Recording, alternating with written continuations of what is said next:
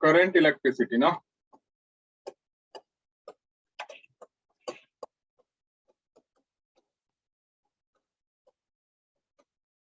Current electricity. अभी तक हम लोग जो चर्चा कर रहे थे उस चर्चा में जो चार्ज था ना बच्चे, चार्ज किस में था? रेस्ट में था। किस में था? रेस्ट में था। इस चैप्टर में जो हम चर्चा करेंगे उसमें जो चार्ज होगा ना वो चार्ज मोशन में होगा। किस में होगा? मोशन में होगा। तो चार्ज मोशन में कहाँ होगा? किसी कंडक्टर में होगा, किसी मीडियम में होगा। ठीक है, चार्ज कहाँ मोशन में होगा? किसी कंडक्टर में होगा, किसी मीडियम में होगा। ठीक है, तो अगर किसी कंडक्टर में चार्ज मूव कर रहा है, किसी कंडक्टर में चार्ज मूव कर रहा है, तो उस चार्ज के मोशन के कारण, चार्ज के मोशन के कारण करंट प्रोड्यूस होता है। क्या प्रोड्यूस होता है? करंट। चार्ज का मोशन, चार्ज का मोशन होता क्यों है?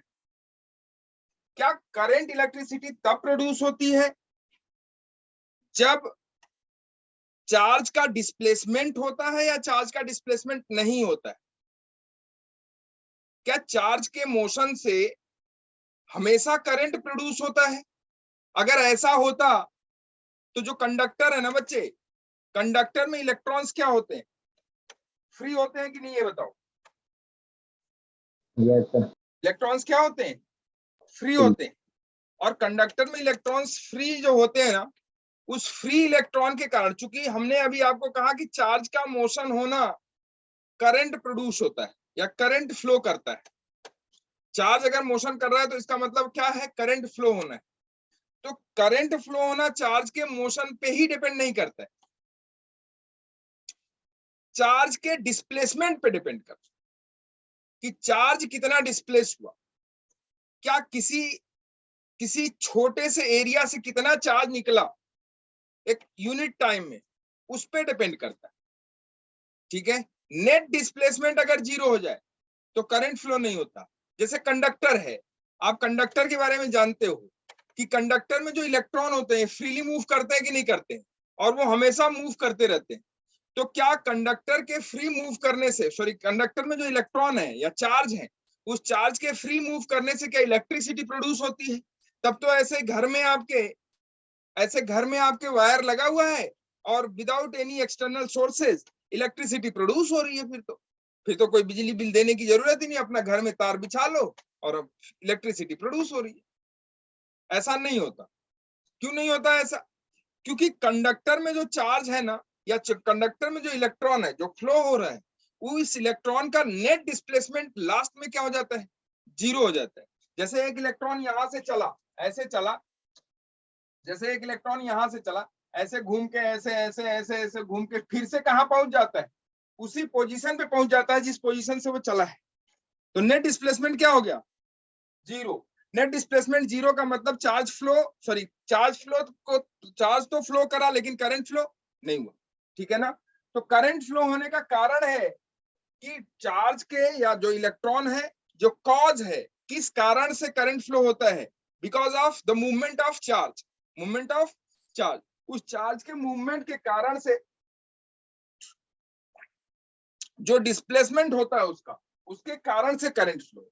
ठीक है, तो एक छोटी सी बात है कि करंट कोई जरूरी है कि इलेक्ट्रॉन या चार्ज फ्लो तभी होगा? बिल्कुल जरूरी नहीं है। अगर, सॉरी, करंट क्या इलेक्ट्रॉन या चार्ज के फ्लो होने से होता है? हाँ होता है, लेकिन क्या हमेशा होता है? ये जरूरी नहीं है। क्यों नहीं है?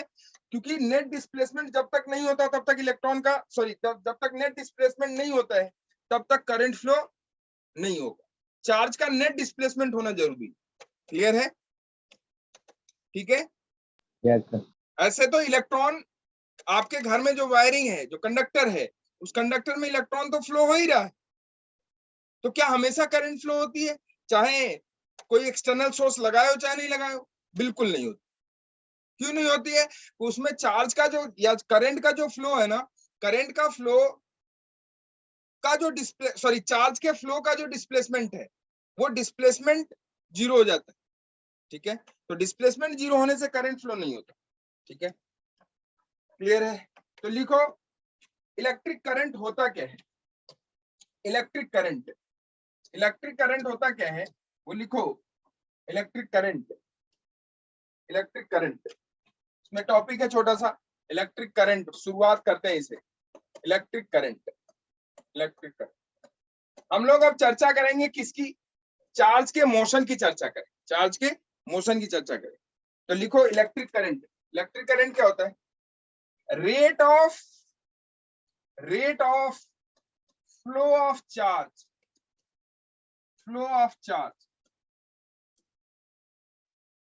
rate of flow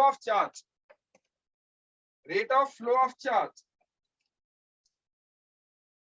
through a cross section area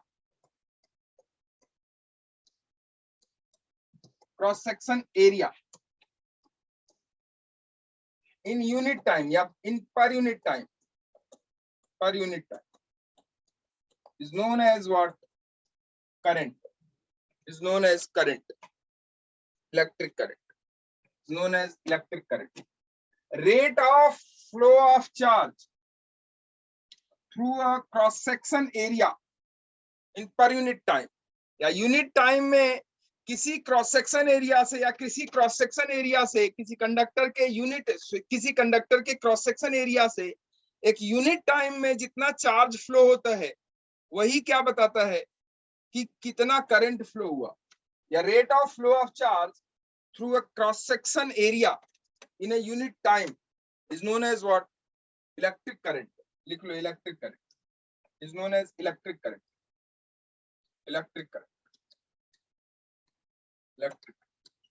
ठीक है, इलेक्ट्रिक करंट।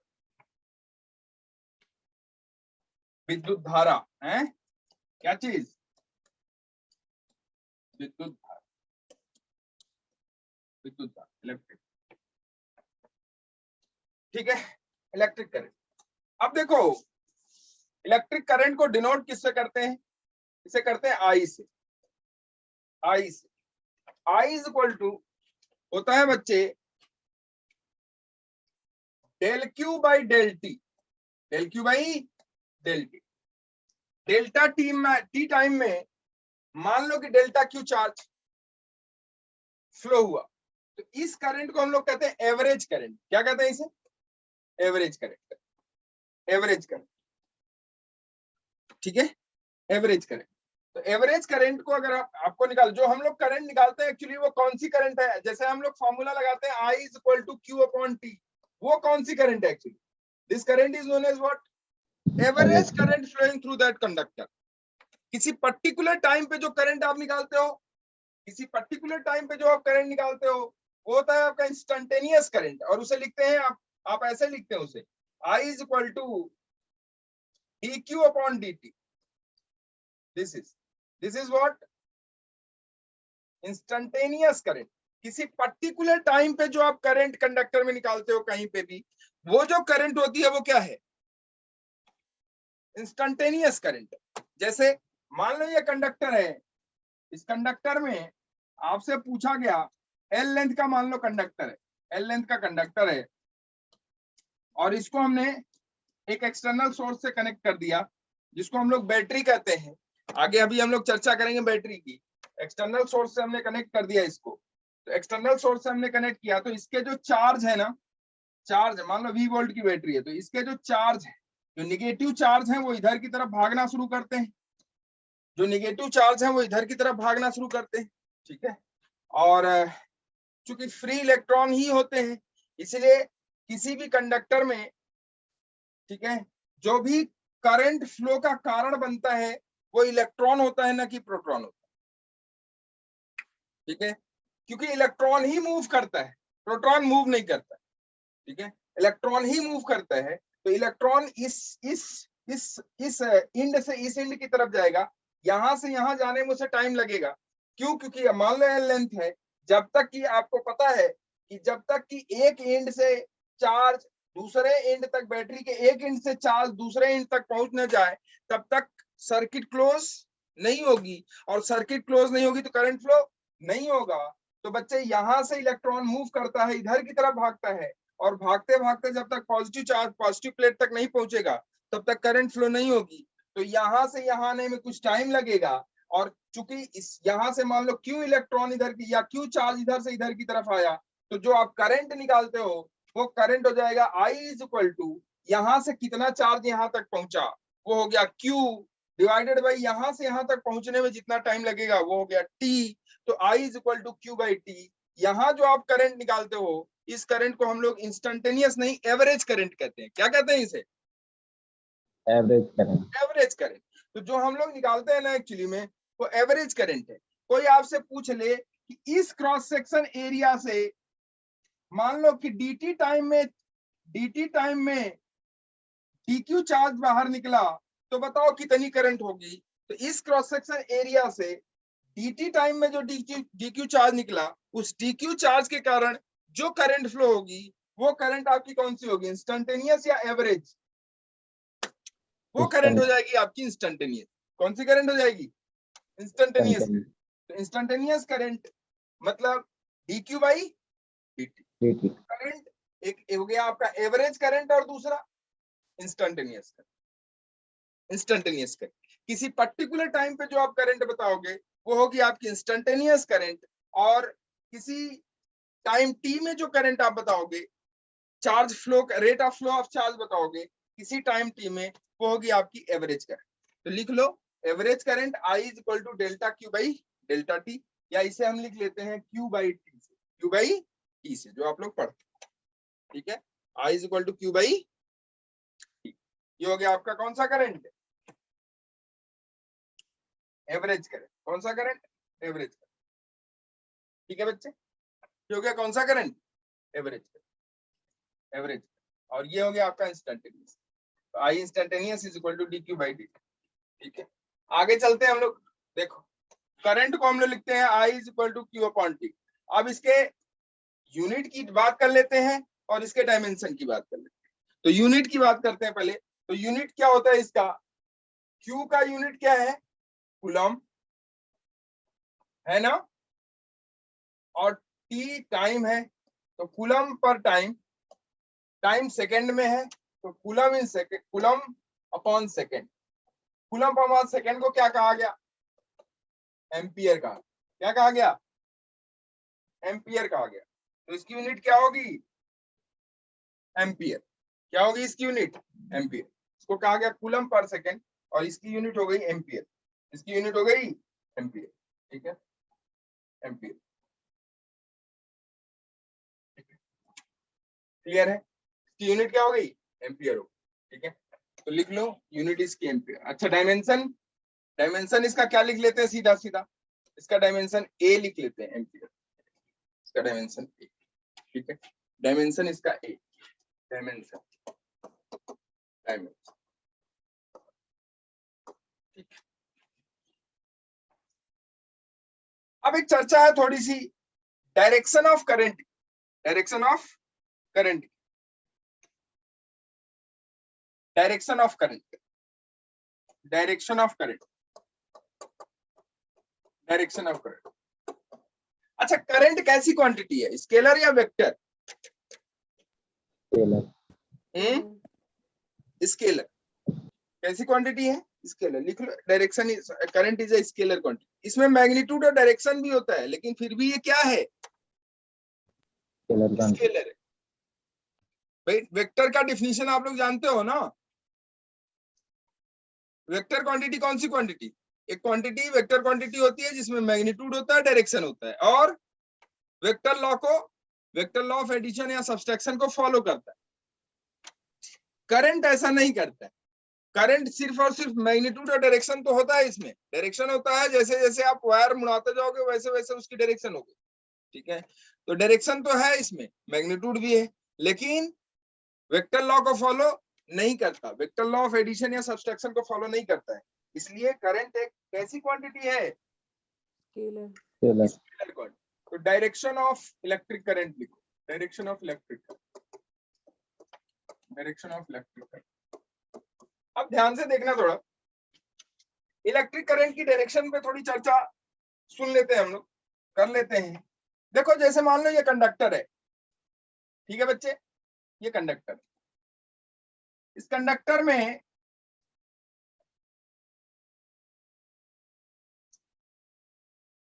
इसको हमने कनेक्ट किया किससे, एक बैटरी से कनेक्ट किया, ठीक है, किससे कनेक्ट किया, एक बैटरी से। मान लो इसकी लेंथ कितनी है, L है, और इसको हमने एक बैटरी से कनेक्ट कर दिया। बैटरी का वोल्टेज मान लो कितना है, V है, L लेंथ का है कंडक्टर, ठीक है। अच्छा ये बताओ, ये कंडक्टर है, आप मुझे ये बताओ बच्चे, क्या इसमें electric field produce, electric field होगा कि नहीं होगा, और होगा तो what will be the direction of electric field. अगर इसमें इलेक्ट्रिक फील्ड होगा तो अंदर अंदर क्या इलेक्ट्रिक फील्ड होगा कि नहीं होगा, अगर Yes. इलेक्ट्रिक फील्ड होगा तो what will be the direction of electric field.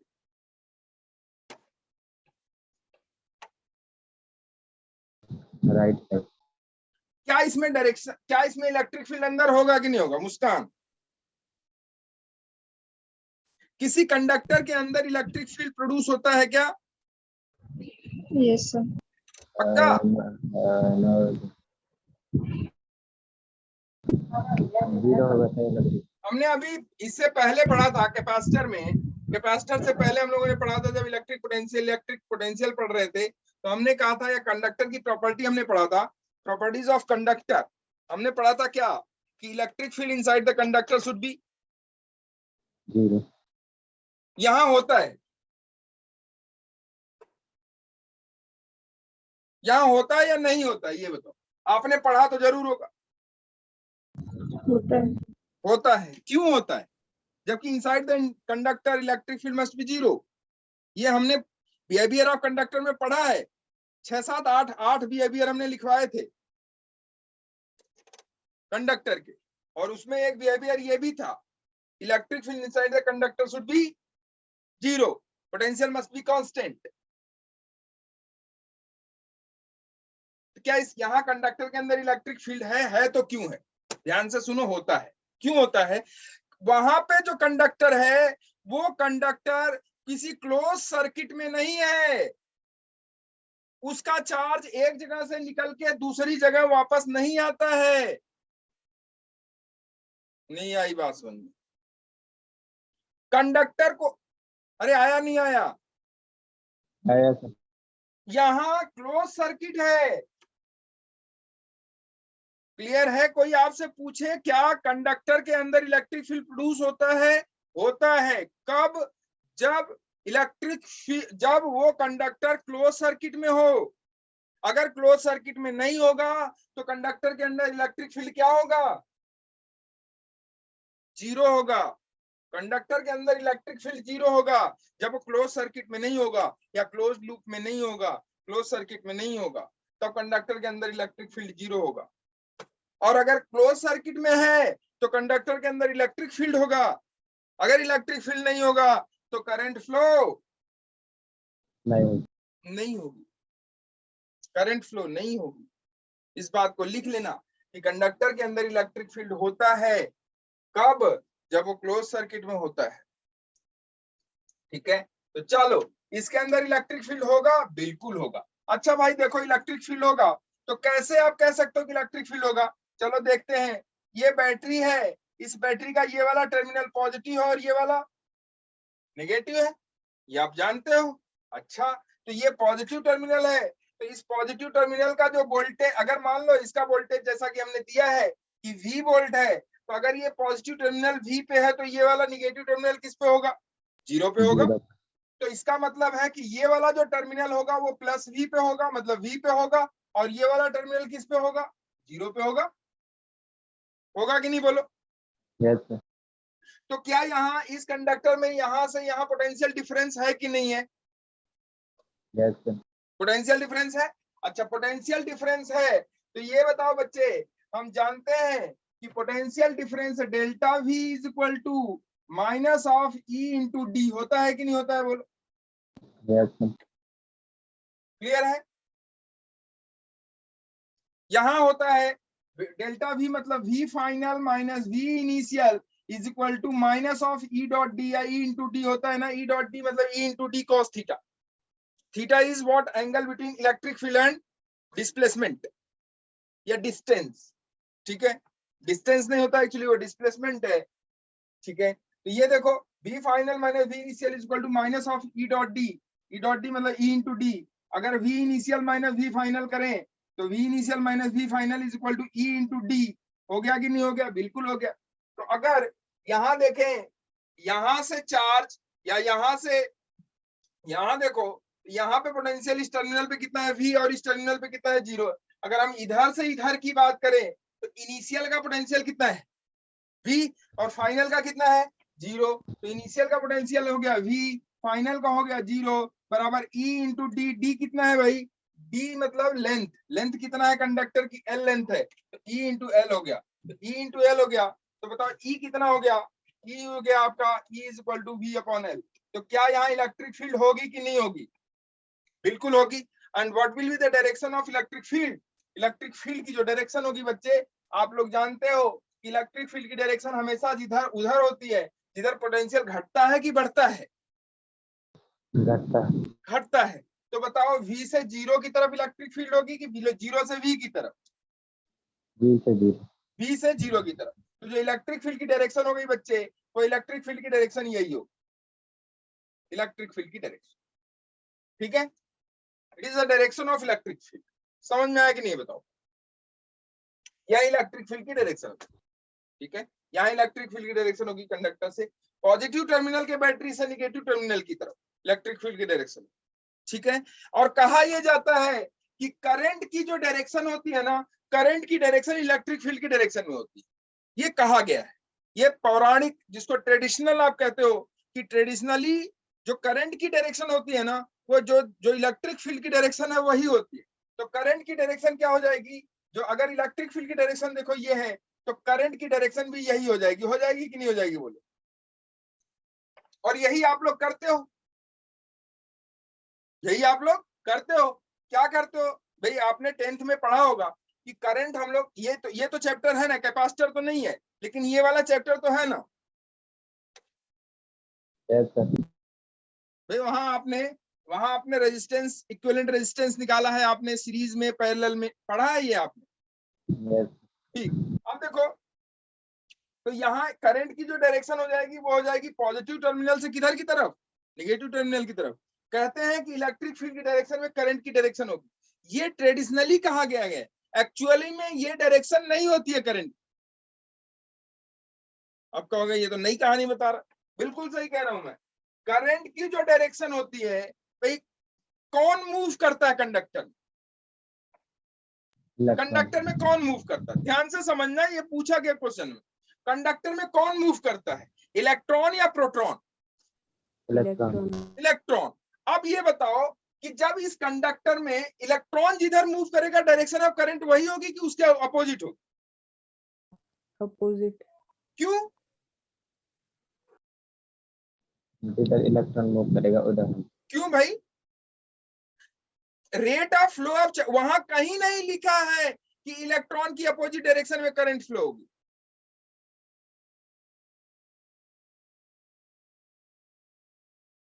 अब कहोगे ये तो चक्कर जो है खा गया दिमाग हमारा। बिल्कुल सही कह रहे हैं। एक्चुअल में ट्रेडिशनली ये माना गया है, मैं फिर बार बार यही कह रहा हूं कि जो मान लिया गया है उसी को हम बढ़ा रहे हैं आगे। एक्चुअल में ये नहीं है। एक्चुअल में है क्या? ध्यान से समझ, किसी भी कंडक्टर में करंट फ्लो के कारण, करंट फ्लो का क्या कारण? चार्ज का फ्लो होना। जब चार्ज फ्लो होगा तभी तो करंट फ्लो होगा। यस। ठीक, और चार्ज किस डायरेक्शन में, कौन सा चार्ज फ्लो होता है? जो इलेक्ट्रॉन। और इलेक्ट्रॉन किधर भागेगा? अगर आप ध्यान से देखो तो यहाँ जो इलेक्ट्रॉन है, इस कंडक्टर में जितने भी इलेक्ट्रॉन होंगे मेरे बच्चे, ये बताओ इलेक्ट्रॉन किधर भागेंगे? बैटरी के निगेटिव टर्मिनल से पॉजिटिव टर्मिनल की तरफ या पॉजिटिव से निगेटिव की तरफ? नेगेटिव से पॉजिटिव। निगेटिव से पॉजिटिव की तरफ। तो यहाँ ये निगेटिव टर्मिनल है, ये वाला निगेटिव टर्मिनल। जो इलेक्ट्रॉन है वो इलेक्ट्रॉन निगेटिव टर्मिनल से किधर की तरफ भागते हैं, इधर की तरफ। मान लो कि यहाँ 10 इलेक्ट्रॉन है, 10 इलेक्ट्रॉन, कितने इलेक्ट्रॉन मान लेते हैं कि 10 इलेक्ट्रॉन, और ये 10 के 10 इलेक्ट्रॉन इधर से चलना शुरू किए और यहां तक पहुंचे। जब तक ये सारे इलेक्ट्रॉन इस टर्मिनल से इस टर्मिनल तक नहीं पहुंचेंगे तब तक करंट फ्लो नहीं होगी। नहीं हो।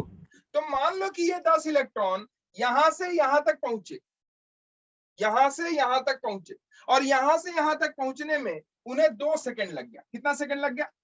2 सेकंड। 2 सेकंड लग गया। तो कितनी करंट फ्लो हो गई? तो करंट फ्लो हो गई बच्चे, चार्ज कितना फ्लो हो गया यहां से यहां तक? 10 डिवाइडेड बाई कितना समय लगा यहां से यहां तक फ्लो होने में? 2। तो करंट हो गई 10/2, मतलब 5 एम्पियर। कितने एम्पियर? 5 एम्पियर। 5 एम्पियर। 5 एम्पियर की करंट फ्लो हो गई, 5 एम्पियर की करंट फ्लो हो गई। और ये जो करंट आपने निकाला ये एवरेज करंट है, बिल्कुल सही है। तो यहां से यहां जो इलेक्ट्रॉन फ्लो हुआ है, तो इलेक्ट्रॉन के फ्लो की डायरेक्शन तो यही है, इसकी डायरेक्शन तो चेंज नहीं होने वाली। इसका मतलब करंट फ्लो की डायरेक्शन क्या है? ये होनी चाहिए कि नहीं होनी चाहिए? यस। नहीं आई बात समझ? आई। होनी चाहिए ना। ये सत्य है, लेकिन ट्रेडिशनली हम मानते हैं कि इलेक्ट्रिक फील्ड की डायरेक्शन में करंट फ्लो हो रही है, और जो मान रहे हैं वो मानते आ रहे हैं, जबकि सच्चाई ये है। तो अब आप कहोगे लोग क्यों नहीं कह रहे हैं ऐसा?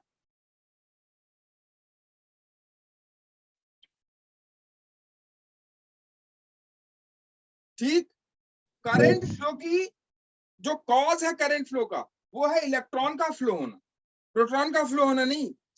पॉजिटिव चार्ज कभी नहीं फ्लो होता है, क्योंकि कंडक्टर में सबसे सबसे कौन है फ्री? इलेक्ट्रॉन। वो फ्लो होता है, वो मूव करता है। तो ये मूव कर रहा है, इसकी वजह से करंट फ्लो होती है। तो एक्चुअल में करंट फ्लो की डायरेक्शन निगेटिव टर्मिनल से पॉजिटिव टर्मिनल की तरफ होती है। लिख लेना इस बात को कि एक्चुअल में करंट फ्लो की डायरेक्शन निगेटिव टर्मिनल से पॉजिटिव टर्मिनल की तरफ होती है, लेकिन ट्रेडिशनली हम लोग मानते हैं कि direction of flow of current is always in the direction of electric field. इसलिए इसलिए इसलिए करंट फ्लो की डायरेक्शन इलेक्ट्रिक फील्ड की डायरेक्शन में होती है। इस बात को लिख, ठीक है, लिख लोगे? आप कहोगे यार पता नहीं ये क्या कह रहे हैं। सही कह रहा हूं बच्चे, ठीक है, सही कह रहा हूं। तो ये माना गया कि ऐसा है कि चलो इलेक्ट्रॉन को ना मान लो, क्या मान लो कि पॉजिटिव चार्ज फ्लो होता है। क्या फ्लो होता है? Positive charge. और पॉजिटिव चार्ज फ्लो होता है तो वो किधर से किधर होगा? वो होगा यहाँ पे, मान लो कि 10 पॉजिटिव चार्ज है। कितने पॉजिटिव चार्ज? 10। और ये पॉजिटिव चार्ज इधर से इधर फ्लो होंगे। भाई पॉजिटिव चार्ज इधर से तो इधर जाएंगे ना, ठीक। 10 पॉजिटिव चार्ज फ्लो रहे हैं, यहां से यहां तक पहुंचने में उन्हें टी टाइम लग रहा है। मान लो कितना टाइम लग रहा है? टी टाइम लग रहा है उन्हें यहां से यहां तक पहुंचने में। अगर उन्हें यहां से यहां तक पहुंचने में टी टाइम लग रहा है, यहां से यहां तक पहुंचने में अगर मान लो टी टाइम लग रहा है, तो कितनी करंट फ्लो होगी? या 2 सेकंड लग रहा है तो कितनी करंट फ्लो होगी? करंट हो जाएगी 5 एम्पियर। अब डायरेक्शन क्या होगा? अगर इलेक्ट्रॉन इधर से इधर मूव कर रहा है, इसका मतलब पॉजिटिव चार्ज इधर से इधर मूव करेगा। तो पॉजिटिव चार्ज इधर से इधर मूव करेगा, इसका मतलब है कि करंट की डायरेक्शन, इलेक्ट्रिक फील्ड की डायरेक्शन अगर हम देखें तो यही होगी करंट की डायरेक्शन। ये ऐसा ट्रेडिशनली माना गया है, ठीक है। तो ट्रेडिशनली करंट की डायरेक्शन इलेक्ट्रिक फील्ड की डायरेक्शन में होगी, जबकि एक्चुअल में इलेक्ट्रॉन होता है cause of flow of current का। तो इसलिए जो एक्चुअल में करंट की डायरेक्शन है वो निगेटिव टर्मिनल से पॉजिटिव टर्मिनल, ठीक है। इस बात को लिख ले। आगे चलो, अब आ जाओ। करंट आपकी स्केलर क्वांटिटी है, इसमें कोई दिक्कत है नहीं, ठीक है। डायरेक्शन ऑफ करंट की बात ही हो गई, ठीक है। आ जाओ टाइप्स ऑफ करंट देखते हैं। Types of current, types of current, types of electric current, types of electric current, types of electric current. कितने टाइप की इलेक्ट्रिक करंट हम लोग पढ़ते हैं? 2 टाइप। कौन कौन सी? एक हम लोग पढ़ते हैं डीसी करंट, और दूसरा हम लोग पढ़ते हैं एसी करंट। पढ़ते हैं ना, डीसी और एसी। डीसी और एसी। डीसी कहते हैं डायरेक्ट करंट, एसी कहते हैं आप इलेक्ट्रिक करंट, और सॉरी अल्टरनेटिंग करंट। तो ये हो गया डायरेक्ट करंट। अभी हम लोग जो पढ़ेंगे वो है डायरेक्ट करंट। कौन सी करंट? और बाद में हम लोग पढ़ेंगे अल्टरनेटिंग करंट, ये भी है आपके चैप्टर में, अल्टरनेटिंग करंट।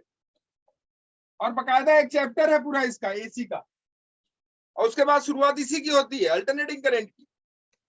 एक्चुअल में होता यही है, एक्चुअल में होता यही है, लेकिन इसको हम लोग यहाँ बाद में हम बताएंगे आपको कि एक्चुअल में जो हम लोग पढ़ रहे थे ना, इसी का एवरेज बना के यहाँ पढ़ रहे थे। इसी का क्या बना के पढ़ रहे थे? एवरेज। एवरेज। इसी का एवरेज बना के हम यहाँ पढ़ रहे थे एक्चुअल में। तो ये होता यही है, लेकिन इसी का एवरेज हम बना के यहाँ पढ़ते हैं डीसी। इसी का क्या बना के पढ़ते हैं हम लोग? एवरेज। एवरेज। वहां हम लोग कहते हैं root mean square, RMS value of current. तो वहां की चर्चा वहां करेंगे अभी हम लोग, उस पर ज्यादा दिमाग मत लगाओ, नहीं हम लोग जाएंगे अभी वहां। ठीक है, तो दो टाइप की करंट, एक हो गई आपकी डीसी करंट और दूसरी एसी करंट। डीसी करंट हो गई direct current, AC alternating current. ठीक है, अब आ जाओ डीसी करंट क्या होती है भाई? डीसी करंट, डीसी करंट जो भी करंट है आपकी ना, करंट टाइम का अगर हम ग्राफ देखें, करंट और टाइम का, ये हो गया करंट और ये हो गया टाइम। करंट टाइम का अगर हम ग्राफ देखें तो करंट में पॉजिटिव करंट और निगेटिव करंट, पॉजिटिव करंट और नेगेटिव करंट।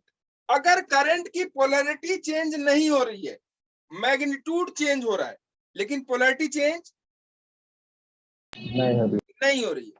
पोलैरिटी अगर चेंज नहीं हो रही, पोलैरिटी चेंज होने का मतलब है उसका साइन चेंज नहीं हो रहा है। अगर पॉजिटिव है तो पॉजिटिव है, निगेटिव है तो निगेटिव है, लेकिन उसका क्या चेंज हो सकता है?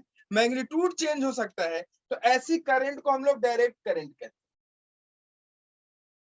कौन सी करंट कहते हैं?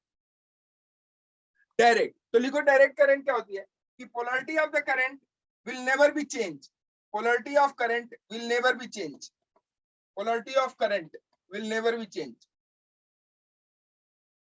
या will not be reverse, उल्टा नहीं होगी। अगर पॉजिटिव पोलैरिटी की है तो पॉजिटिव ही रहेगी, या निगेटिव पोलैरिटी की है तो निगेटिव रहेगी। तो ऐसी करंट को हम लोग कौन सी करंट कहेंगे? DC current. और यहाँ पोलैरिटी चेंज होती है, polarity of current should be change या reverse, polarity of current should be reverse, polarity of current should be, yeah, polarity of current will reverse। ठीक है, तो polarity of current यहाँ reverse होगी, टाइम टू टाइम चेंज होती रहती है, time to time change होती रहती है। एक टाइम में पॉजिटिव रहेगी तो दूसरे टाइम में नेगेटिव हो जाएगी। ठीक है, तो ऐसी करंट को हम लोग कौन सी करंट कहते हैं? Alternating current. तो हो गई डीसी करंट और अल्टरनेटिंग करंट। तो पोलैरिटी चेंज नहीं होगी और पोलैरिटी चेंज होगी। अगर पोलैरिटी चेंज नहीं होगी तो देखो डीसी करंट में, अब आ जाते हैं, बात करते हैं डीसी करंट में पोलैरिटी चेंज नहीं होती है। तो डीसी करंट में फिर से ना दो टाइप की करंट, एक होती है आपकी स्टडी डीसी। कौन सी DC? Steady DC, steady DC. और दूसरी होती है वेरिएबल डीसी। छोटी छोटी चीजें लिख लो, ये कभी कभी ना फिगर दे के आपसे पूछ लेते हैं, फिगर देके आपसे पूछ लेते हैं कि बताइए या मैच करिए कि ये कौन सी करंट है। ठीक है, स्टडी डीसी और वेरिएबल डीसी, स्टडी डीसी और वेरिएबल डीसी। स्टडी डीसी क्या होती है कि पोलैरिटी चेंज, डीसी में पोलैरिटी तो चेंज नहीं होती है, पोलैरिटी चेंज नहीं होती है। स्टडी डीसी में मैग्नीट्यूड भी चेंज नहीं होता। स्टडी डीसी कौन सी डीसी होगी? ऐसी करंट जिसका मैग्नीट्यूड और पोलैरिटी दोनों चेंज ना हो, तो ऐसी करंट को हम लोग स्टडी डीसी कहते हैं। फॉर एग्जांपल देखो, ग्राफ से समझो इसको, आई और टी, ये हो गया ऐसी करंट। ये मान लो किसी t is equal to zero पे, t is equal to zero पे करंट अगर I is equal to I not है, तो ये I is equal to I not, time आप बढ़ाते जाओ, I equal to I not change होने वाला नहीं है। तो ये जो करंट है, इस करंट का मैग्नीट्यूड आई नॉट है और इसकी पोलरिटी क्या है, अगर अगर आप देखो तो ये इस एक्सिस से ऊपर है, हॉरिजॉन्टल एक्सिस से, या टाइम जो टाइम एक्सिस है उस टाइम एक्सिस से ऊपर है। तो टाइम एक्सिस से ऊपर मतलब इस वाले कोऑर्डिनेट में क्या लेते हैं हम लोग, पॉजिटिव साइन लेते हैं। तो ये हो गया पॉजिटिव, तो जो करंट है वो पॉजिटिव है, आई नॉट। ठीक है, तो ये जो करंट होगी इस टाइप की करंट, या इस टाइप का जो ग्राफ होगा वो किसका ग्राफ होगा, स्टडी डीसी का। किसका ग्राफ होगा, स्टडी डीसी का। लिख लो इसे, स्टडी डीसी करंट। ठीक है, वेरिएबल डीसी में देखो, ये हो गया करंट, ये हो गया टाइम। वेरिएबल डीसी में देखो, ये मान लो ऐसी करंट है, ऐसी। ये क्या है, एसी है या डीसी है, ऐसा डीसी है। क्यों डीसी है, क्योंकि इसकी पोलरिटी चेंज नहीं हो रही है। क्या चेंज हो रहा है, पोलरिटी मतलब what, polarity means what, sign. Sign change. इसका साइन चेंज नहीं हो रहा है। क्यों नहीं हो रहा है, क्योंकि देखो अगर इस एक्सिस में देखें या इस कोऑर्डिनेट में देखो तो सारी चीजें क्या होती है हमारी, पॉजिटिव होती है। तो यहाँ पॉजिटिव सारी है, करंट पॉजिटिव। हाँ, ये अलग बात है कि किसी टाइम पे करंट पीक पे है तो किसी टाइम पे करंट लोअर पे है, फिर पीक पे है, किसी टाइम पे मीडियम पे है, किसी टाइम पे पीक पे है, किसी पे लोअर पे है। तो करंट की वैल्यू चेंज तो हो रही है, लेकिन उसका मैग्नीट्यूड चेंज हो रहा है, लेकिन उसका डायरेक्शन, उसका जो पोलरिटी है वो चेंज नहीं हो रही है। तो पोलरिटी चेंज नहीं हो रहा है, इसलिए इस करंट को कैसी करंट कहते हैं हम लोग, वेरिएबल डीसी। देखो वेरिएबल डीसी है ये कैसा है, ये करंट आई और टी, ऐसी करंट अगर दे दी जाए तो, ये सब पढ़ोगे आप अभी आगे, ऐसी करंट दे दी जाए तो ये कौन सी करंट है, इसमें पोलरिटी चेंज हो रही है नहीं, क्या चेंज हो रहा है, इसका Magnitude. मैग्नीट्यूड चेंज हो रहा है। तो ये जो करंट है ये कौन सी करंट है आपकी, Variable DC. वेरिएबल डीसी है, वेरिएबल डीसी, वेरिएबल डीसी। लिख लो इसे वेरिएबल डीसी, वेरिएबल डीसी। एक चीज याद रखो आप कि पोलरिटी चेंज ना हो, मैग्नीट्यूड भले चेंज करे। ग्राफ आपको दिया होगा कुछ इस तरीके से, आप क्या मैच कर सकते हो, बिल्कुल कर सकते हो। और पेपर उठा के देखना, एक क्वेश्चन आपको इसमें दिख जाएगा, पूछा गया क्वेश्चन है इसलिए मैं बता रहा हूँ उसे, बाकी बताने की जरूरत नहीं थी। तो वेरिएबल डीसी या स्टडी डीसी या डीसी जो है, डीसी की मेन परिभाषा यही है कि पोलरिटी चेंज नहीं होगी। पोलरिटी का मतलब करंट का साइन चेंज नहीं होगा कि कभी पॉजिटिव हो गया कभी नेगेटिव हो गया, ऐसा नहीं होगा। क्या होता है, होता यह है कि पोलरिटी चेंज नहीं होती है, मैग्नीट्यूड चेंज हो सकता है। अगर चेंज हो गया तो वेरिएबल डीसी, चेंज नहीं हुआ तो स्टडी डीसी। ठीक है, चेंज नहीं हुआ तो कांस्टेंट रहेगा हमेशा, ठीक है, और चेंज हो गया तो कुछ इस तरीके से, ये हो गया आपका वेरिएबल डीसी। ठीक है, अब आ जाओ अल्टरनेटिंग करंट पे। अल्टरनेटिंग करंट में हमने बताया आपको, क्या बताया भाई, अल्टरनेटिंग करंट एसी। एसी क्या बताया हमने, इसकी डिफिनीशन हमने बताया कि इसकी पोलरिटी चेंज होती है, बिल्कुल होती है, पोलरिटी चेंज होती है और इसका मैग्नीट्यूड भी चेंज होता है टाइम टू टाइम। पोलरिटी और मैग्नीट्यूड दोनों चेंज, देखो पोलरिटी ऐसे, ऐसी करंट आपने देखा होगा, देखा है, ये कौन सी करंट है, अल्टरनेटिंग करंट। अल्टरनेटिंग करंट देखो, अब यहां देखो, अगर इधर देखो टाइम है, टाइम के इस तरफ अगर आप देखो तो करंट क्या है, पॉजिटिव। इधर क्या है, नेगेटिव। इधर पॉजिटिव है तो इधर क्या लोगे आप, लोगे कि नहीं भाई, यस सर। ठीक है। तो यहाँ पोलरिटी चेंज हो रही है कि नहीं हो रही है, हो रही है।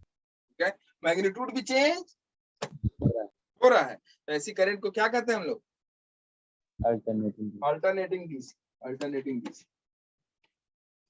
ठीक है। Sorry, alternating AC, alternating current कहते हैं, एसी करंट कहते हैं, ठीक है, अल्टरनेटिंग, ठीक है। तो this is the example of alternating. आप बना लो इसका आई और टी ग्राफ, ठीक है।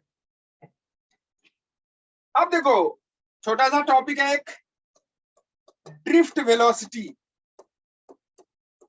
कौन सा वेलोसिटी? Drift velocity. कौन सी velocity? Drift velocity. Drift velocity concept क्या है, क्या चीज है ये भाई? ड्रिफ्ट वेलोसिटी को देखो, ड्रिफ्ट वेलोसिटी या जो भी टॉपिक है, चूंकि हम न्यूमेरिकल पे तब पहुंच पाएंगे जब थोड़ी सी चीजें हम पढ़ लेंगे। अभी हमने उतना नहीं पढ़ा कि हम न्यूमेरिकल तक पहुंच पाए, ठीक है। तो हमें पढ़ना जरूरी है। अभी हम लोग ड्रिफ्ट वेलोसिटी पढ़ेंगे, फिर रिलैक्सेशन टाइम पढ़ेंगे, ठीक है। रिलैक्सेशन टाइम क्या होता है, ठीक है। ड्रिफ्ट वेलोसिटी क्या होती है? वो जो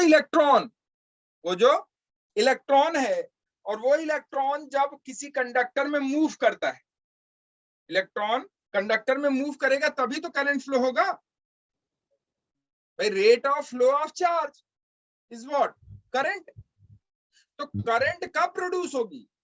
जब इलेक्ट्रॉन मूव करेगा। इलेक्ट्रॉन कब मूव करेगा? इलेक्ट्रॉन का डिस्प्लेसमेंट होना चाहिए। इलेक्ट्रॉन अगर डिस्प्लेस नहीं होगा तो करंट फ्लो नहीं होगी। इलेक्ट्रॉन का डिस्प्लेसमेंट होना चाहिए। तो इलेक्ट्रॉन का डिस्प्लेसमेंट कब होगा? जब इलेक्ट्रॉन एक टर्मिनल से चल के दूसरी टर्मिनल तक पहुंचेगा, ठीक है। स्विच बोर्ड से चल के वो कहां तक पहुंचता है? अप्लायंसेस तक। फिर उसके बाद वापस, जब तक पूरी सर्किट नहीं होगी तब तक करंट फ्लो नहीं होगा। क्लियर है? तो देखो एक्चुअली में जो इलेक्ट्रॉन का मूवमेंट है, इलेक्ट्रॉन का मूवमेंट किसमें? इलेक्ट्रॉन का मूवमेंट कंडक्टर में। तो इलेक्ट्रॉन किस वेलोसिटी से मूव करता है? मान लो कि ये कंडक्टर है जिसकी लेंथ कितनी है? एल है। एल लेंथ का कंडक्टर है बच्चे, एल लेंथ का कंडक्टर है।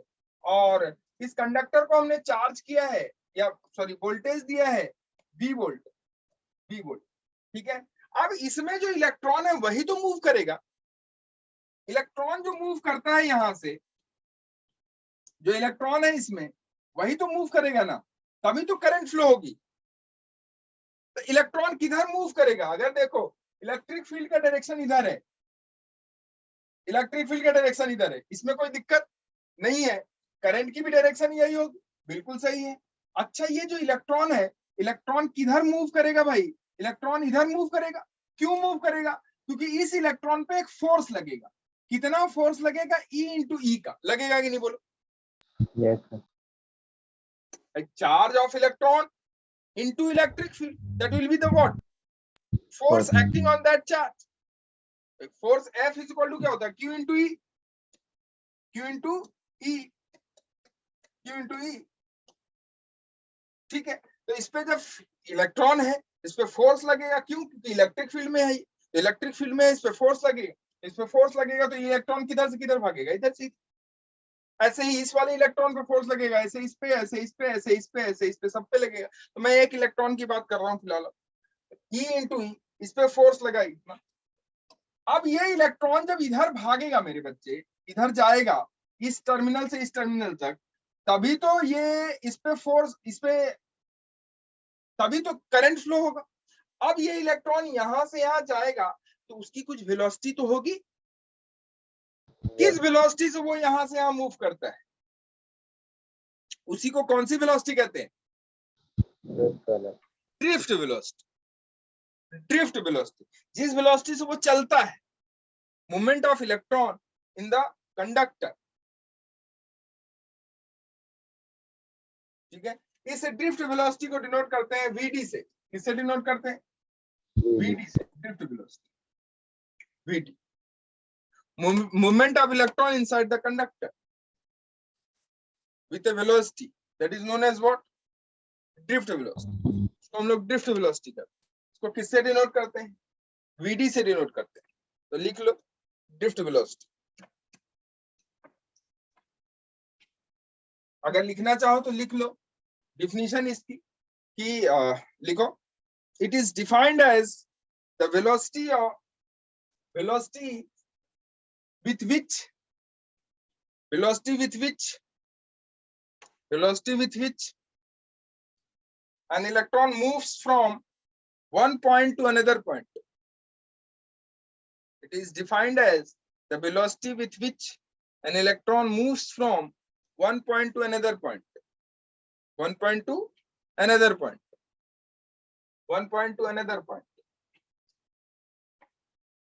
Another point.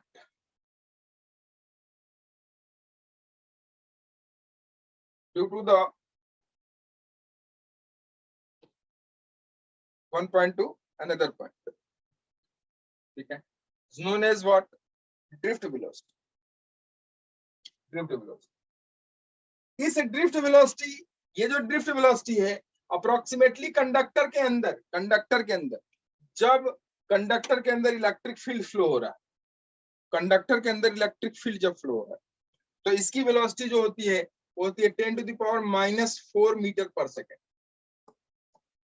10 to the power -4 metre per second. ठीक है, 10 to the power -4 metre per second conductor के अंदर approximately.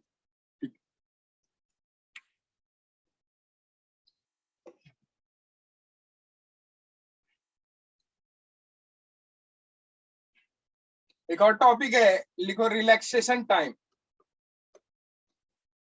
Relaxation time, relaxation time, relaxation time क्या होता है? Relaxation time, relaxation time, electron जब चलता है अंदर किसके? कंडक्टर के, तो क्या होता है, एक इलेक्ट्रॉन दूसरे जो मॉलिक्यूल्स हैं उस मॉलिक्यूल का या दूसरा जो एटम है उस एटम से क्या होता है कि ऐसा है, फ्री तो है नहीं, सॉरी इलेक्ट्रॉन फ्री तो मूव कर सकता है, करता है, लेकिन जो कंडक्टर है, कंडक्टर किससे बना होगा? बहुत सारे एटम से, एटम मिलके मॉलिक्यूल बनाए, मॉलिक्यूल मिलके एक आपका जो है वो बना दिए, क्या बना दिए, एक क्या कहते हैं उसको, एक बॉडी बना दी। ठीक है, ये बॉडी बन गई, मान लो ये बॉडी बन। अब इसमें जो इलेक्ट्रॉन है, ये इलेक्ट्रॉन जब मूव करेगा बच्चे, यहाँ से इधर की तरफ चलना शुरू करेगा, जैसा कि मैंने बताया आपको, ये होगा इलेक्ट्रिक फील्ड की डायरेक्शन और यही आपकी करंट की डायरेक्शन हो गई। तो इलेक्ट्रिक फील्ड की डायरेक्शन से अपोजिट जब ये इलेक्ट्रॉन मूव करना शुरू करेगा तो इस इलेक्ट्रॉन के रास्ते में एटम भी तो आएगा कि नहीं आएगा? आएगा। तो ये इलेक्ट्रॉन इस एटम से टकराएगा, तो क्या वहीं खड़ा रह जाएगा? नहीं, ये इलेक्ट्रॉन इस एटम से टकराया, इस एटम से टकराया तो फिर हुआ क्या? इससे टकराया, टकराने के बाद फिर से वो, चूंकि इस पे क्या लग रहा है, हमेशा फोर्स लग रहा है, तो इस पे चूंकि एक फोर्स लग रहा है और वो फोर्स किसके बराबर है? अगर आप ध्यान से देखो तो क्या E × E के बराबर है कि नहीं है? इलेक्ट्रोस्टैटिक फोर्स लग रहा है कि नहीं इस पे? भाई कोई चार्ज अगर इलेक्ट्रिक फील्ड में मूव करेगा, तो कोई चार्ज अगर इलेक्ट्रिक फील्ड में मूव करेगा कोई चार्ज अगर इलेक्ट्रिक फील्ड में है तो वो इलेक्ट्रिक फील्ड में मूव करना शुरू करेगा। क्यों? क्योंकि उस पे क्या लगेगा? फोर्स लगेगा। क्यों लगेगा? क्योंकि इलेक्ट्रिक फील्ड में है चार्ज, इसलिए फोर्स लग रहा है। तो फोर्स लगेगा तो वो मूव करेगा, मूव कर रहा है, तो जैसे ही इलेक्ट्रॉन मूव करेगा उसके सामने कोई ना कोई एटम होगा, उस एटम से ये इलेक्ट्रॉन क्या करेगा? टकरा जाएगा। तो रुकेगा तो है नहीं। क्यों नहीं रुकेगा? क्योंकि इस पे कंटिन्यूअसली क्या लग रहा है? फोर्स लग रहा है। तो ये फिर से उठेगा, खड़ा होगा, फिर चल देगा, फिर आगे कोई ना कोई इलेक्ट्रॉन, कोई ना कोई एटम होगा, टकराएगा, फिर से उठेगा, चल देगा। अरे ऐसा होगा कि नहीं होगा ये बताओ। ठीक, अच्छा, तो अब देखो कि ये जो इलेक्ट्रॉन है, इलेक्ट्रॉन जहां से चला, किसी एटम से टकराने से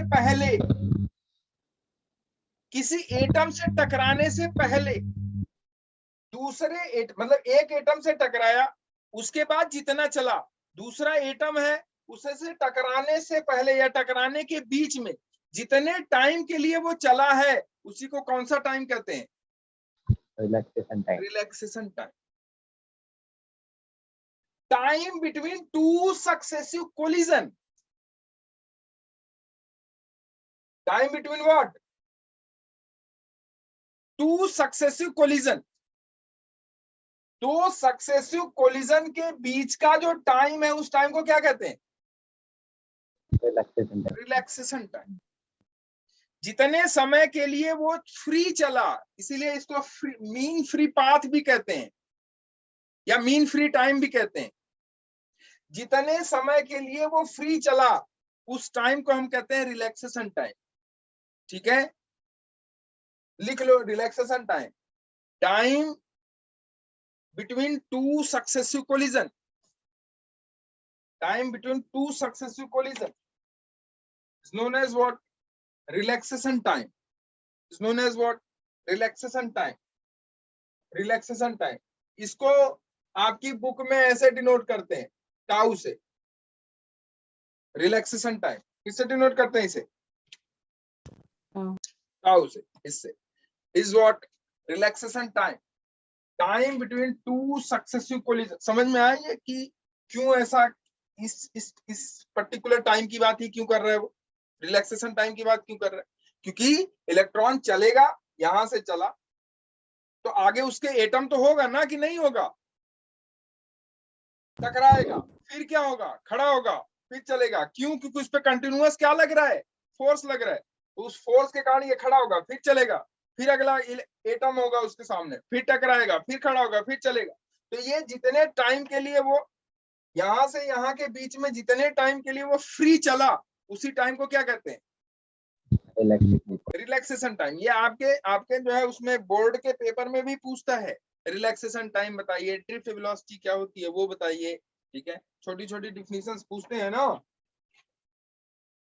तो रिलैक्सेशन टाइम, टाइम का यूनिट जो है वो है, क्या होता है रिलैक्सेशन टाइम का यूनिट? वही जो टाइम का यूनिट होता है। क्या लोगे आप? सेकंड। रिलैक्सेशन। ठीक है, क्लियर है?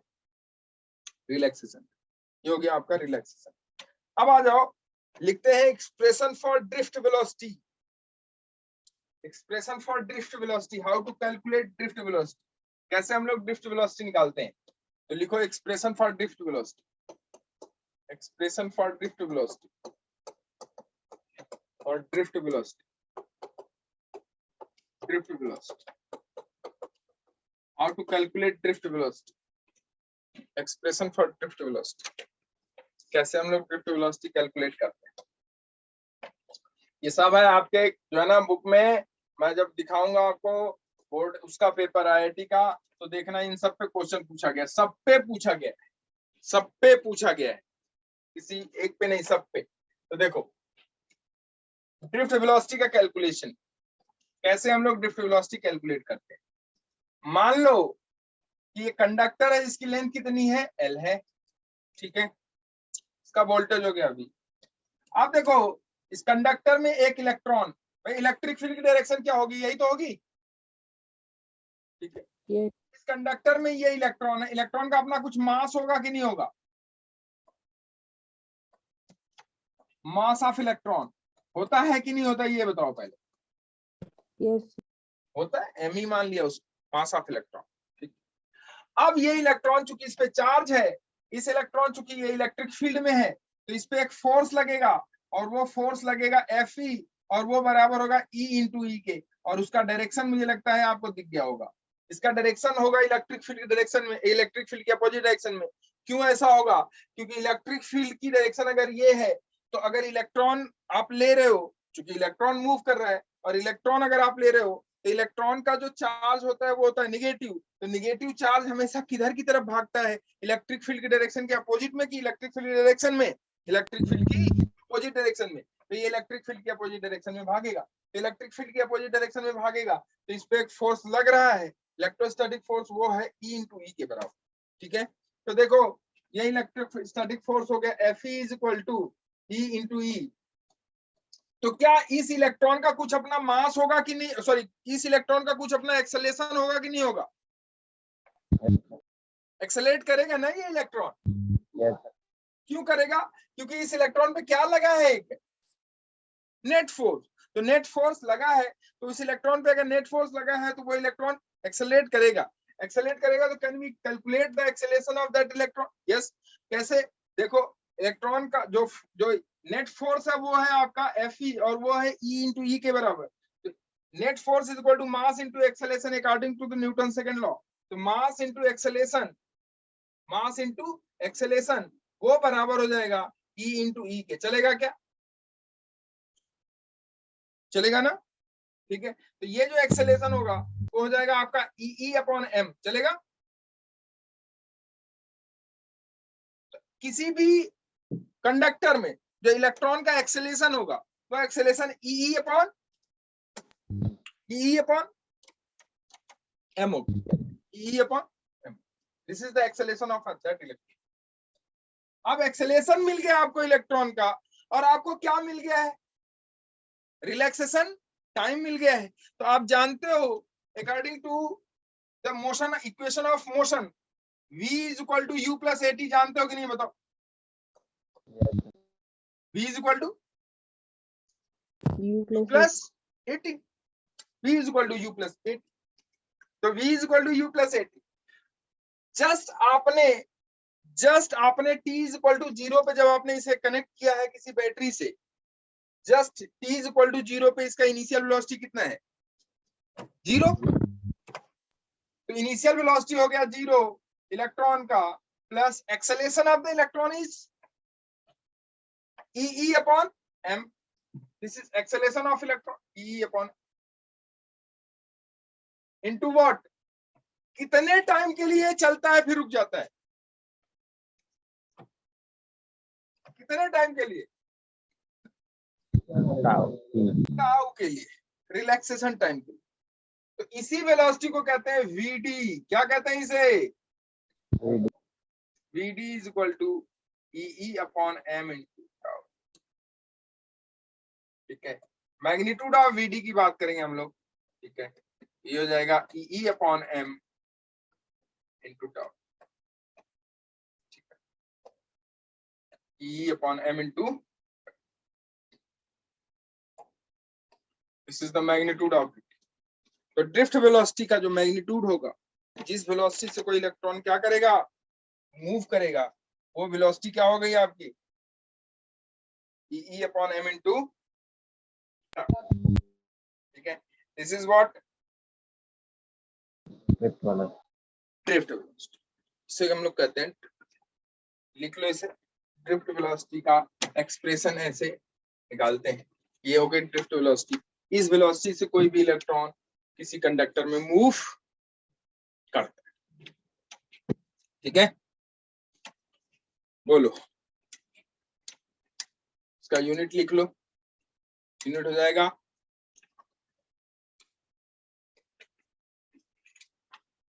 Metre per second. ठीक है, मीटर पर सेकेंड। तो ड्रिफ्ट वेलोसिटी हो गई आपकी Vd is equal to E upon m into tau. याद रखना, इसे पूछा जाता है इस पे क्वेश्चन। और देखना, आप पेपर उठा के आज जाना, आपके पास तो 10 साल का पेपर है ना, खोलना, उसमें देखना ड्रिफ्ट वेलोसिटी पे क्वेश्चन पूछा है कि नहीं पूछा है। ठीक है, अब आ जाओ टॉपिक अगला शुरू करते हैं। लिखो, जो करंट इसमें फ्लो हो रही है, किसमें? कंडक्टर में जो करंट फ्लो हो रही है, और जिस वेलोसिटी से कोई इलेक्ट्रॉन मूव कर रहा है, उसमें और करंट में क्या रिलेशन? तो लिखो, व्हाट इज द रिलेशन? लिखो, expression for relation between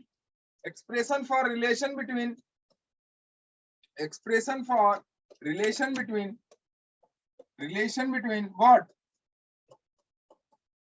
current electricity या electric current and drift velocity.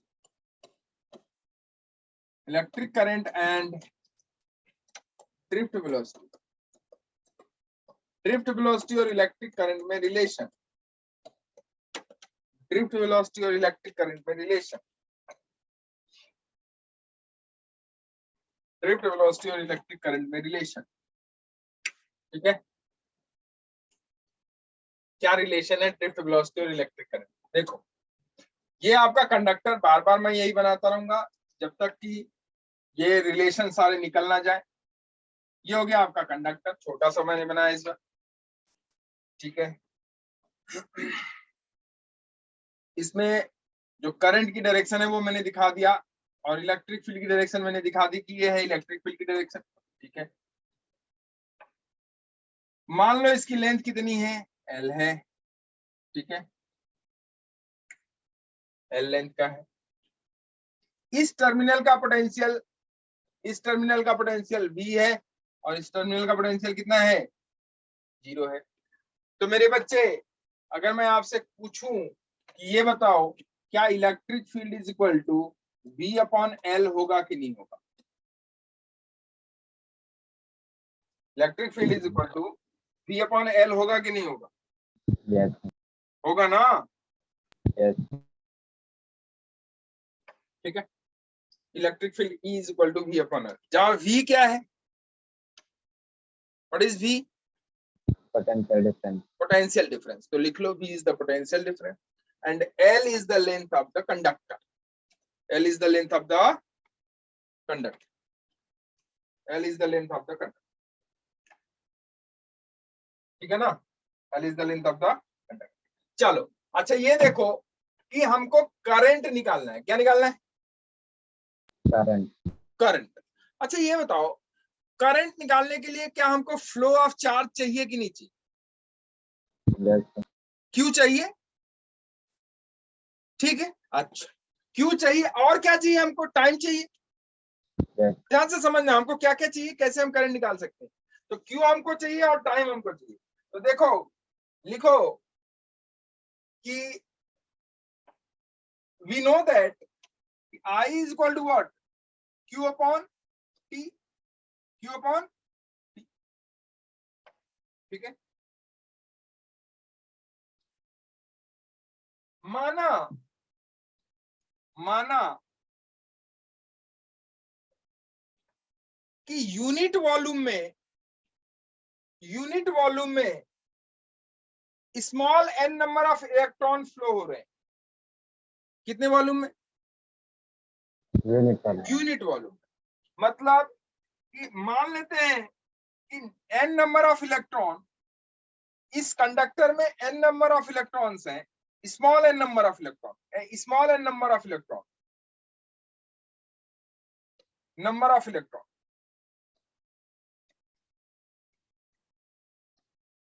कौन से इलेक्ट्रॉन, फ्री वाले या विदाउट फ्री वाले? फ्री वाले, फ्री वाले। Let small n number of free electrons are present in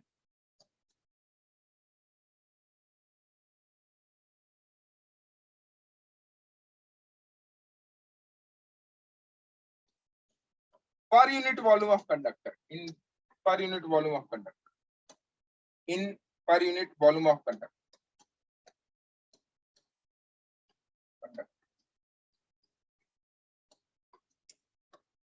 conductor के पर यूनिट वॉल्यूम में कितना नंबर ऑफ फ्री इलेक्ट्रॉन है?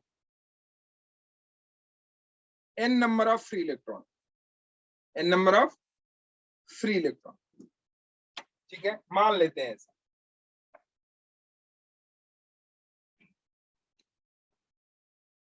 n number of free electron unit volume, भाई यही जो फ्री इलेक्ट्रॉन है वही तो कॉज है किसके?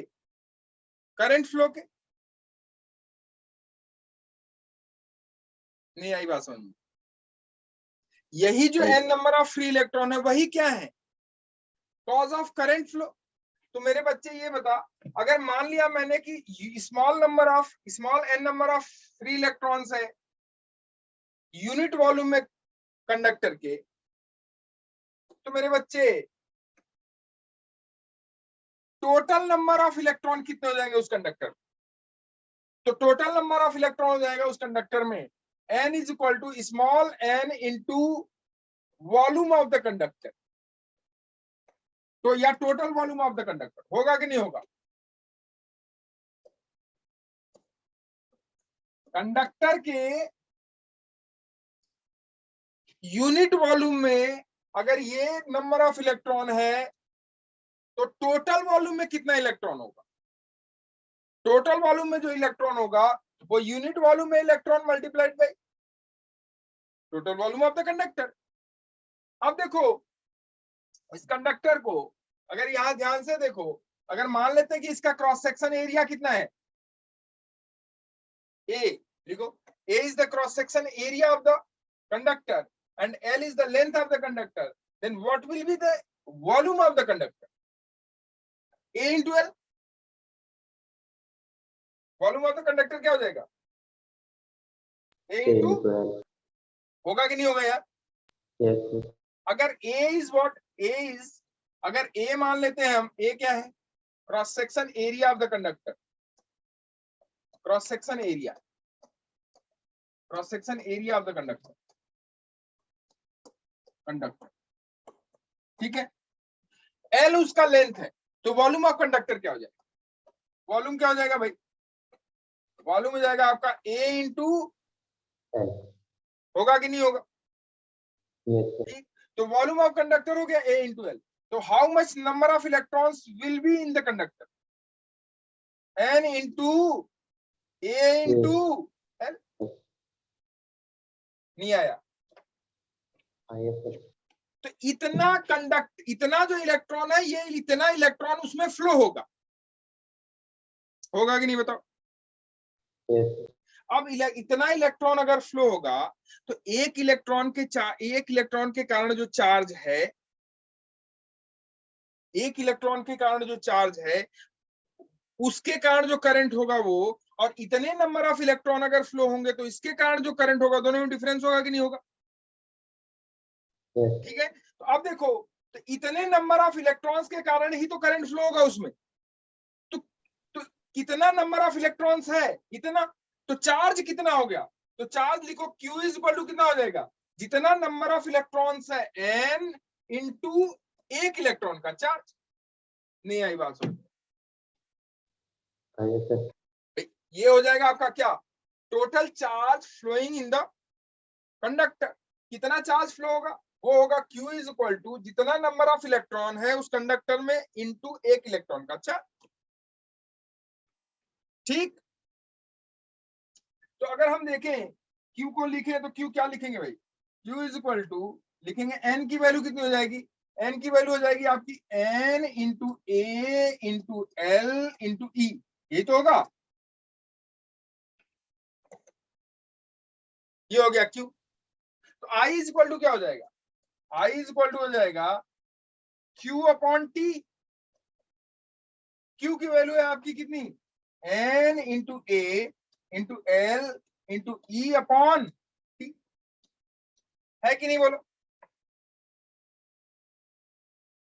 अरे है। Yes. ठीक, तो I इज इक्वल टू हो जाएगा N into A into L into E upon T, जहां N है number of free electrons per unit volume, A है cross section area of the conductor, L है length of the conductor, and E is what? Charge of an electron divided by total time, जो कि वहां से charge यहां तक पहुंचने में लगा। अब देखो I की वैल्यू जो हो जाएगी वो होगी आपकी N into A into L into E upon T। ध्यान से देखना, ये देखो यहां से इलेक्ट्रॉन यहां तक पहुंचने में एल लेंथ डिस्प्लेस होने में मान लो T टाइम लगाता है, तो वेलोसिटी क्या हो जाएगी? V is equal to velocity V is equal to L upon T, होगा कि नहीं होगा? Yes. वेलोसिटी क्या होती है भाई? वेलोसिटी होती है डिस्प्लेसमेंट अपॉन Time. टाइम। तो यहां से यहां तक पहुंचने में कितना टाइम लगा है उसने? T किस वेलोसिटी से मूव कर रहा है, सॉरी कितना लेंथ, कितना डिस्प्लेस हुआ वो L, कितने टाइम में? T टाइम में। तो वेलोसिटी क्या हो गई? Displacement upon time. तो डिस्प्लेसमेंट हो गया L अपॉन टाइम हो गया T। तो वेलोसिटी हो गई। इसी वेलोसिटी को कौन सी वेलोसिटी कहते हैं आप? Drift velocity. इसी वेलोसिटी से मूव किया। yes sir, तो ये हो गया आपका। इसका मतलब ये वाला जो टर्म है, ये वाला देखो, ये वाला टर्म क्या हो जाएगा? L by T. L by T को हम क्या लिख लेंगे? B D. ये हो जाएगा आपका N into A into B D into E. चलेगा? चलेगा कि नहीं बताओ? yes sir, ठीक है, इसको हम लोग लिख लेंगे क्या? I is equal to N E A B. This is very important formula. current flowing in a conductor, I is equal to what? NEA VT। ये रिलेशन है करंट फ्लो का। ये रिलेशन है किसका? करंट फ्लो का। किसके साथ? Drift velocity के साथ। किसके साथ? drift velocity, ड्रिफ्ट वेलोसिटी के साथ।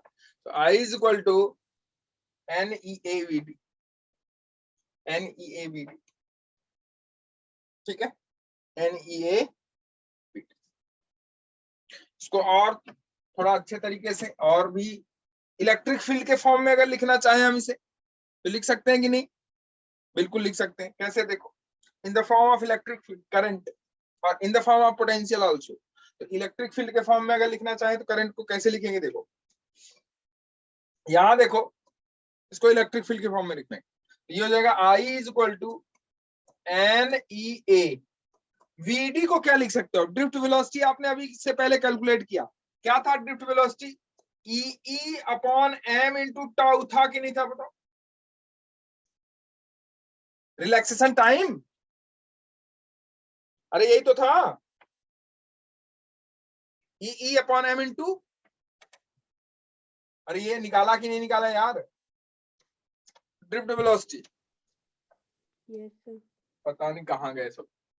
अरे ये देखो, ड्रिफ्ट वेलोसिटी निकाला था कि नहीं निकाला था? ये यस सर निकाला था। ई अपॉन एम इंटू, याद रखना इसको, फार्मूले को। डायरेक्ट क्वेश्चन है इस पे। E upon M into tau. तो देखो इधर, I is equal to N E A into VD. VD को आपने क्या लिखा? E upon M into tau. देखो एक्चुअली क्या है कि मैंने आपको तभी बताया था कि 12th की जो पढ़ाई है वो पूरा बेस्ड होता है किस पे? पूरा बेस्ड होता है हाइपोथेसिस। कोई कंडक्टर के अंदर घुसा है क्या? देखा है क्या उसको? नहीं ना। किस पे बेस्ड होता है ये पूरा? हम नहीं जानते हैं कि इलेक्ट्रिक फील्ड फ्लो ऐसे ऐसे हो रही है, यही डायरेक्शन होगा। ये सारी चीजें क्या हैं? हाइपोथेटिकल है, लेकिन उसी पे चल रही है तो ठीक है, उसी पे चल रही है तो ठीक। हम इसको विजुलाइज नहीं कर सकते कि कर सकते हैं? 11th वाला पार्ट हम विजुलाइज कर लेते हैं, हमको विजुलाइज हो जाता है, लेकिन 12th वाला पार्ट हमको विजुलाइज नहीं होता है। ये हाइपोथेसिस पे है, ठीक है। तो ये है आपका current. I is equal to N E A. VD को हमने क्या लिखा? वीडी को हमने E upon M into tau लिख दिया। चलेगा? तो अब देखो ये क्या हो गया आपका? I is equal to N E square into A upon M into tau into E. चलेगा कि नहीं चलेगा? चलेगा ना भाई? Yes sir. ठीक है। अब देखो, इस ई को क्या लिख सकते हैं? देखो, I is equal to N E square A into tau upon M into E. E को हम क्या वी अपॉन एल लिख सकते हैं कि नहीं? बताओ, लिख सकते हैं? अरे E is equal to V upon N, potential upon length of the conductor. तो पोटेंशियल हो गया v upon length of the conductor l। इसे देखो हम लिख सकते हैं I is equal to Ne square A into tau upon ml into potential V, potential V। देखो आपको कुछ दिखाई दे रहा होगा, क्या दिखाई दे रहा है?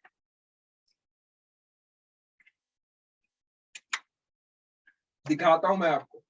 देखो I इज इक्वल टू, चलो अच्छा इसे हम ऐसे लिख लेते हैं, तब थोड़ा दिखेगा आपको।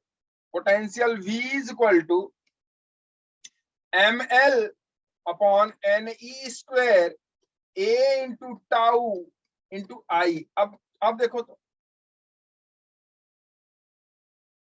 ml upon Ne square into A into tau into I, ये V है पोटेंशियल।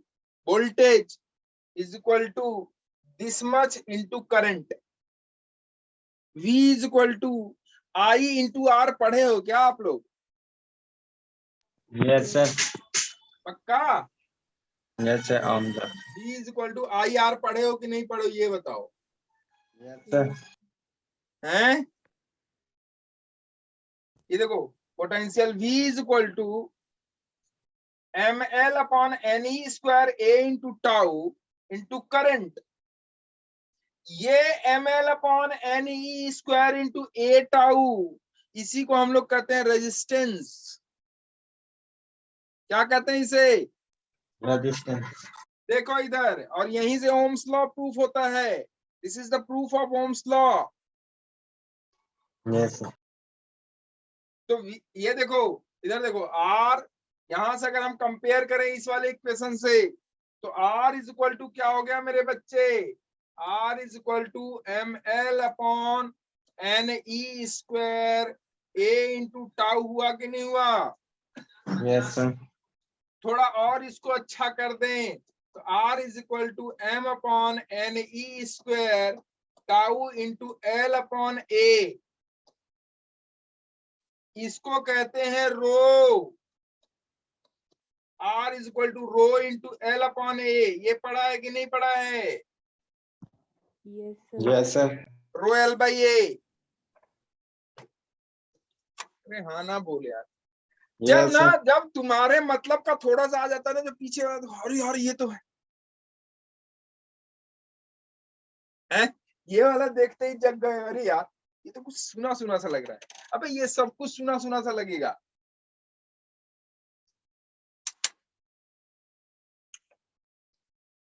ये ना ये, और ये इस पे ये रिलेशन है, ये बड़ा अच्छा रिलेशन है भाई मेरे, ऑब्जेक्टिव का रिलेशन है ये। और इस पे तमाम क्वेश्चन है, आप देखोगे पेपर में।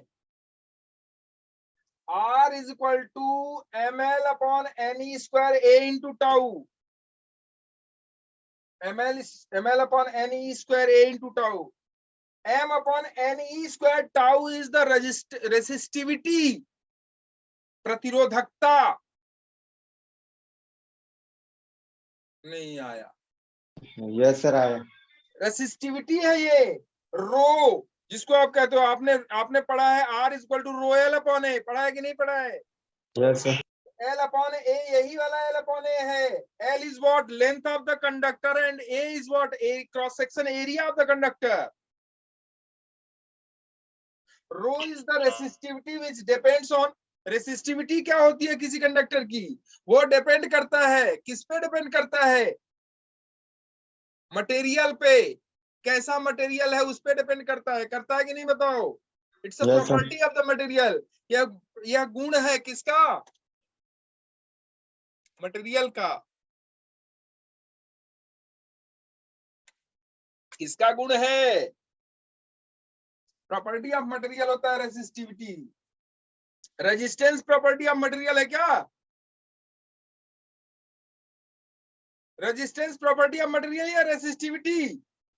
रेजिस्टिविटी, रेजिस्टिविटी, प्रतिरोधक, ये प्रॉपर्टी ऑफ मटेरियल। और ये डिपेंड करती है किस पे? M N E square tau पे। और खास करके ये एम ई स्क्वायर एम पे डिपेंड। भाई एम क्या है? Mass of electron. क्या वो फिक्स रहेगा या वेरिएबल होगा? फिक्स है फिक्स है, और E fix charge of electron fix है। तो अल्टीमेटली सिर्फ रो डिपेंड करता है किस पे, रो डिपेंड करता है एन और टाउ पे, एन और टाउ पे टाउ पे। एन क्या है? Number of electron number of free electrons, number of free free electron electrons per unit volume. और टाउ क्या है? Relaxation time relaxation time. Tau क्या है? Relaxation time. तो ये दोनों चीजें एन और टाउ टेम्परेचर पे भी डिपेंड करता है। टेम्परेचर बढ़ा दोगे तो नंबर ऑफ फ्री इलेक्ट्रॉन्स बढ़ जाता है। क्या बढ़ जाता है? नंबर ऑफ फ्री इलेक्ट्रॉन बढ़ जाता है। कराएंगे हम आपको, लेकिन तब कोलिजन और भी क्या हो जाएगा? फास्ट बढ़ जाएगा, फास्ट हो जाता है, हीटअप होना शुरू हो जाता है। तो टेम्परेचर बढ़ाने से कहते हैं रेजिस्टेंस बढ़ता है कि घटता है? बोलो बच्चे, टेम्परेचर बढ़ाने से रेजिस्टेंस घटता घटता है। घटता है कि बढ़ता है? बोलो बोलो बोलो। बढ़ता है। क्या होता है? बढ़ता है बढ़ता है। लेकिन सेमीकंडक्टर के केस में घटता है। यस सर सेमीकंडक्टर केस में घटता है घटता है। तो ये सब किस पे डिपेंड करता है? ये जो तीन चीज, ये है, ये वाला, ये देखो। तो इसको बड़े ध्यान से, और इस पे क्वेश्चन है कई सारे। क्लियर? यस सर तो आपको मैंने एक तो पहला इसमें जो फॉर्मूला है I is equal to NeAVD आपके दिमाग में गूंजते रहना चाहिए। पहला फॉर्मूला ये, इस पे numerical I is equal to NeAVD NeAVD। N is what? Number of free electrons per unit volume, per unit volume, per unit volume। इसको याद रखना नहीं, वॉल्यूम वो पूरा दे देता है, आपको समझ में नहीं आता। एन की वैल्यू आप सीधा सीधा टोटल नंबर ऑफ इलेक्ट्रॉन्स है डिवाइडेड बाई वॉल्यूम कर देते हो, या वॉल्यूम से मल्टीप्लाई कर देते हो, सीधा सीधा गड़बड़ा जाएगा। तो number of free electrons per unit volume. A क्या है? A is the cross section area of the conductor. V D क्या है? V D drift velocity. तो पहला फॉर्मूला जो मैंने आपको करंट और वीडी के रिलेशन में बताया, वो I is equal to NeAVD, आपको याद होना चाहिए। यस सर दूसरा, ये तो मैं याद करा दूंगा आपको, चिंता मत। यस ठीक है, ठीक है। तो आज के लिए इतना ही।